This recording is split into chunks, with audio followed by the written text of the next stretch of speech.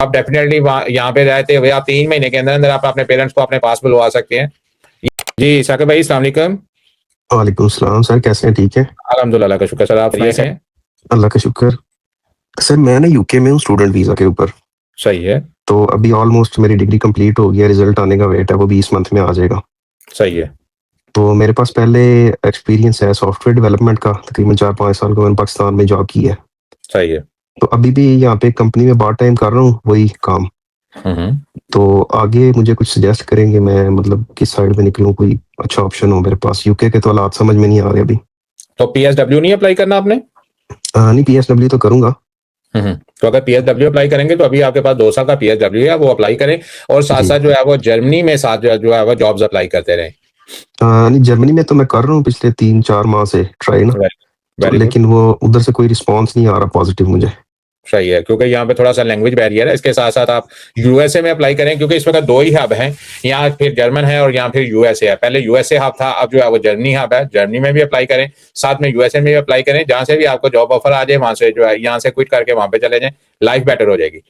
तो in case job offer नहीं आती तो मेरे पास और भी कोई ऑप्शंस हैं?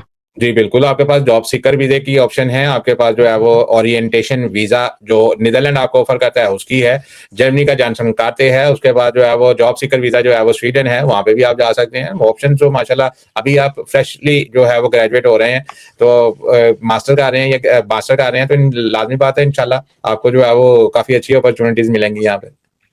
जी।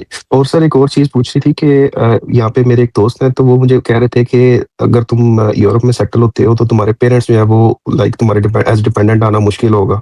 उस नहीं लाइक वीज़ा लगता उनका। सही है। तो उसका कोई सॉल्यूशन है हमारे पास?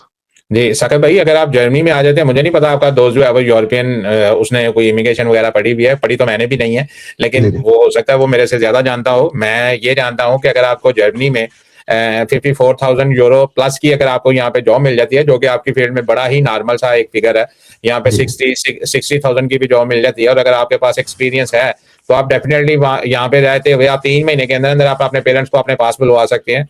ये मेरी इन्फॉर्मेशन कहती है। अब आपका जो दोस्त है वो हो सकता है मेरे से ज्यादा उसके पास इन्फॉर्मेशन हो, तो वो आपको ना आने दे आपके माँ बाप को। लेकिन यहाँ पे यूरोप पूरे में अगर आपके पास किसी भी मुल्क का ब्लू कार्ड है तो आपके पेरेंट्स आपके साथ रह भी सकते हैं, यहाँ पे जो है वो जिंदगी गुजार भी सकते हैं, और विजिट करना तो बड़ी दूर की बात है, वो परमानेंट आपके साथ यहाँ पे यूरोप में रह सकते हैं। और ये प्रिविलेज सिर्फ जितने भी हाईली स्किल्ड वर्कर वीजे वाले हैं, ये सिर्फ उनके लिए है, दूसरों के लिए नहीं है। बाई फॉर एग्जाम्पल, अगर मैं जर्मन नेशनल हूँ और जर्मनी में रहता हूँ, मैं अपने पेरेंट्स को अपने साथ नहीं रख सकता। अगर मैं स्पेनिश नेशनल हूँ, स्पेन में रहता हूँ, मैं अपने पेरेंट्स को अपने साथ नहीं रख सकता। लेकिन ये सिर्फ आप लोग हैं, खासकर ये आईटी वाले जितने भी हैं, अगर आपको ब्लू कार्ड किसी भी कंट्री में मिलता है तो आप अपने पेरेंट्स को अपने साथ रख सकते हैं। ये सिर्फ आप लोगों को प्रिविलेज है। तो ये मेरी इन्फॉर्मेशन है, आपका दोस्त जो है वो बेहतर जानता है। जी, जी। ठीक हो गया सर। और सर मैं अपने वालिद साहब को बुलाना चाह रहा हूँ ना इस पे विजिट वीज़ा के ऊपर, हम्म। इधर अपनी कन्वोकेशन पे। तो उसका कोई प्रोसेस वगैरह करवाते हैं आप? जी, उसका सिंपल सा प्रोसेस है। आपने जो है वो यहाँ से स्पॉन्सर लेटर लेना है, यूनिवर्सिटी से जो है वो एक लेटर लेना है, एक अपना स्पॉन्सर लेटर देना है, यूनिवर्सिटी के कॉन्वोकेशन का लेटर लेना है, अपने पापा को भेज देना है, और आपके पापा जो है वहां से अपनी बैंक स्टेटमेंट लगाएंगे, अपने डॉक्यूमेंट्स लगाएंगे और एम्बेसी में वीजा, जैसे टूरिस्ट वीजा अप्लाई करते हैं वो अप्लाई कर देंगे। ये जो यूनिवर्सिटी आपको लेटर देगी, आपका जो है वो स्पॉन्सर हो जाएगा, इसी के ऊपर वीजा लग जाता है। ठीक अगर हो आपके गया। पापा जो है वो 60+ हैं, अगर आपके जी, पापा जी। जो है वो 60+ हैं तो 100% वीजा लग जाता है। 50+ हैं तो 70-80% उनका भी वीजा लग जाएगा इंशाल्लाह। ठीक हो गया। वैसे तो प्लान उनका ये था, उनसे मेरी बात हुई थी लास्ट टाइम, तो वो ये कह रहे थे कि अगर मेरा वीज़ा नहीं ना लगता तो तुम ऐसा करो कि मुझे इधर बुलवाओ यूके में, और इधर से फिर स्पेन भिजवा दो, और वहाँ से पदरोन-शदरोन वाला कुछ चक्कर चला के ना तो वहाँ से उम्र पेपर ले कितनी है लें। आपके पापा की? उनकी 65 प्लस ही है। हाँ जी, तो उन्होंने शाकिब भाई उन्होंने पाकिस्तान रहने दियो, उन्होंने खिदमत करो, उन्होंने नवी सिरे तो फिर इतने मजदूरी करवानी।